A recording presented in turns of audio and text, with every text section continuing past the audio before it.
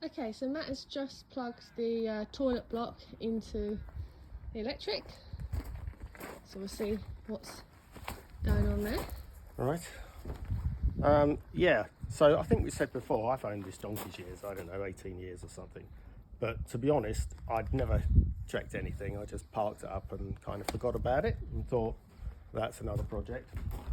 But it's got a consumer unit. The whole thing had been professionally converted at some stage, basically into a big old urinals.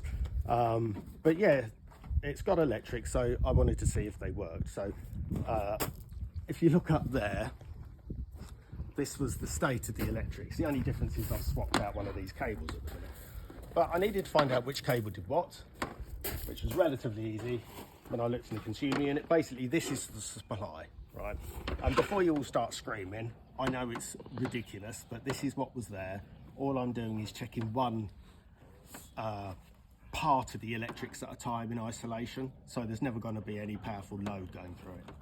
So basically I just stuck a 13 amp plug on there, plugged it into the extension lead, and then come on it.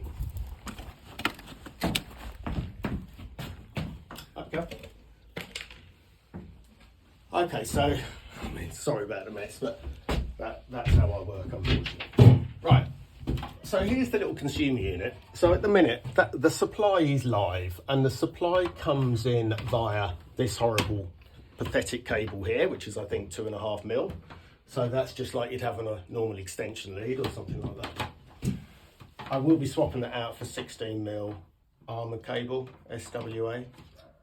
The rest of the farm at that end where it's going to go 16 mil. So fine, I'll just take a line off that straight up into this consumer unit. Anyway, so yeah, all this had been disconnected by the previous person. So when I took the cover off, it was just a sea of cables. So I had to basically go through them one at a time, trying to work out what they were, as in where they went within the things tended to. This one was relatively easy because you could waggle a cable here, see which one moved, and then decide which of these breakers, MCBs, you want to actually put it to, assign it to. So the left hand side's a B6, so that basically means low power things. So that'll be lighting circuit. Okay, so at the moment that has 2 cables going into it, one being the interior lights for here. So for instance, if well, I'll tell you what, let's put it on, that would help. So this way, Jeff. So that's the main breaker on, like you'd have in your normal house or your caravan or whatever. And then this one I linked with the lights. So that now means power's going to the lights. So I pull that and ta-da, we have light. Hey. Okay. So that's good. And basically they work in here and on the other side, because this is it's got 2 loos, 2 different rooms. And I did the same process, basically just worked through. Before I powered anything up, I went through, basically everything has, let's just turn all that off. Everything has, every element, if you like, or component. So for instance, this is a little anti-frost heater. This is a horrible old water heater. I'll be putting a radically smaller one in there. It's only for washing hands and doing away with the sink.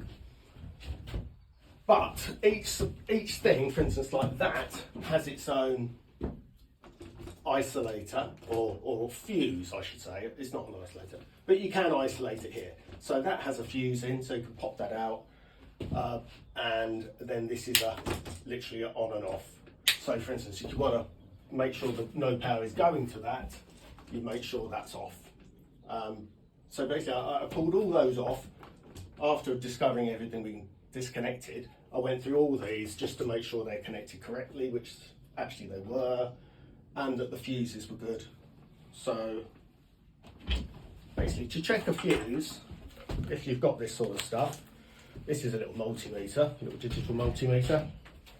They're really helpful for this sort of stuff. So I whack it round here onto, I don't know if you can see that, but it's like a audible speaker sound, a beeper, and that symbol just above it, that's, I think it's called continuance basically. So what you have to do, once I've selected that and I press that, if I touch these together, it makes a whistle, okay, which means it's a complete circuit. Obviously, if it's not a circuit, you don't get anything from it. So with the fuse, for instance, that's how you can check if the fuse is blown. You just put that on either end of the fuse, that on the metal, that on the metal. If the fuse is good, it will go. If it's not, doesn't make a noise, you know it's dud. So anyway, I went through each device because they've all got these. There's one for this little heater down the bottom. There's a little space heater in the other loo, the other side, and there's a smaller version of a water heater the other side as well. And basically I just fired them up one at a time so I didn't overload the little fuse on the extension lead, and everything works. So happy days. So I know it looks horrific, and it really does look horrific, I know that. And a lot of people would just, if we had the money, we wouldn't bother. But the bottom line is we're tight up. So we sort of have to make do and mend what we've got. It's not exactly Sarah Beanie So vibe, is it? it's good news anyway. Yeah, well, yeah, because all this stuff costs money. So yeah, everything that works, result. You know, because it doesn't have to be. Do you know what? It doesn't have to be amazing. I want it to work and I want it to look presentable. So now we know the electrics works. I checked the plumbing previously and repaired a bunch of leaks. I mean, at the minute, it was a mix of plastic pipe and copper 15mm, and a bunch of them basically had blown. So realistically, they would have probably blown before I'd even bought it. But such is life anyway. So I did a bunch of repairs. I put the new stuff I put plastic in because it's less likely to burst. It's a bit more forgiving. And yeah, so next job really, I want to get this sink out, and then I've just been measuring up because this wall is proper a bit on the shot side. Bit flimsy. But I don't want to just depack the whole thing like I did behind us over there. What I want to do for this though, because it's the main in and out, and the door keeps catching because the door frame wobbles when you open and close it. I'm going to build basically an interior framework out of that sort of stuff, probably 4x2. That's a bit smaller than that. And I'll basically build like a framework.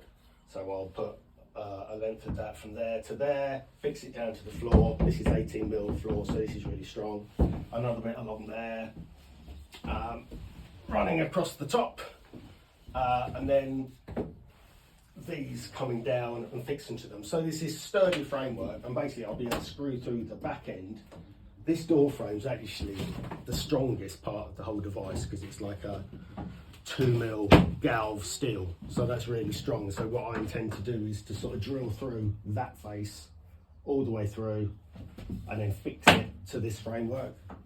So then the door frame will be really sturdy, this whole wall will be really sturdy. I'll do the same with that back wall again. I'll pop that crappy old polystyrene back in as it was. I did this previously, I put these in because the whole thing just used to flap around. I don't know how it stood up, frankly. Excellent. And then I'm going to do the same again over here and then line it out with plywood, probably 11mm plywood, and then it will be really strong.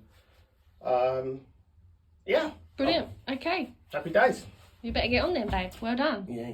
Okay, bye.